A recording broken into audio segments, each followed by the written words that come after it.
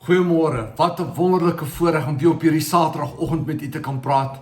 Dis vandag 21 Februarie 2026 en ek wil baie kortliks met jou praat vanmôre en vir jou vra, wie moet gaan? Jy sien, daar's 'n teksvers in die Bybel, Matteus 18:15, wat vir ons sê, en as jou broeder teen jou gesondig het, gaan bestraf hom tussen jou en hom alleen. As hy na jou luister, dan het jy jou broeder gewin. Met ander woorde, jy het hom teruggekry, weer op God se pad. Nou sê jy vir my, maar Pieter, dit maak nie sin nie. Ek wil daai persoon het mos nou teen my gesondig, hoekom moet ek na hom toe gaan? Wel, dis miskien al baie waar wat Dr. Abraham Hannekom eendag gesê het, die Here werk verkeerd om reg.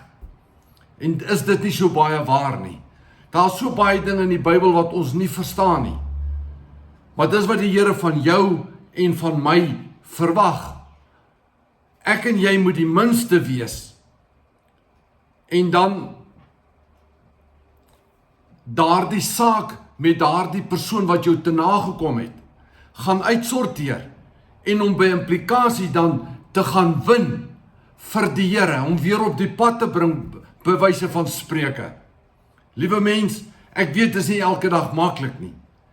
En ek wil my amper so uitdruk, dit skry ten hemele, as ek dit so kan uitdruk. Om te verwag dat ek my ewe skielik nou moet verneder, dit maak net nie sin in die mens, uit 'n menslike perspektief nie. Maar tog is dit die Bybelse waarheid. En dis wat van jou en van my verwag word. Dit bly net jou en my keuse. En ja, hoe gaan ons dit uitsorteer? Sê 1 Korintiërs 16:14 nie vir ons nie. Laat alles by julle in liefde geskied. Wat is alles? Letterlik alles. As ek na daai persoon toe gaan om die probleem te gaan uitsorteer, dan doen ek dit in liefde. Want dis wat van jou en van my verwag word. Al is dit hoe moeilik. Want ek weet, hier binne in jou gemoed is jy dalk kwaad vir die persoon, omdat hy jou dalk miskien gevloek het, hy het jou dalk miskien aangerand, hy het miskien dalk lelik opgetree teen jou, of hy het nie sy woord nagekom nie, wat ook al die geval mag wees. Ek en jy moet die minste wees, na daardie persoon toe gaan, en in liefde met hom die saak gaan uitsorteer. Dit gaan dalk nie maklik wees nie, maar dit is wat van jou en van my verwag word. Liewe mens, ek wil jou bemoedig, en ek wil vir jou sê, gaan doen dit, want ek en jy kan. Dis die wat Filippense 2:3 ook vir ons sê, ons moet in alle nederigheid aan ander een hoër ag as onsself.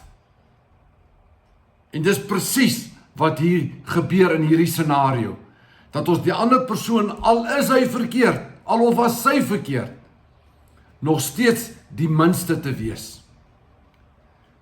Ek en jy kan, liewe mens, kom ons gaan leef volgens die beginsels van die Bybel. Baie dankie dat jy vandag na my geluister het. Shalom.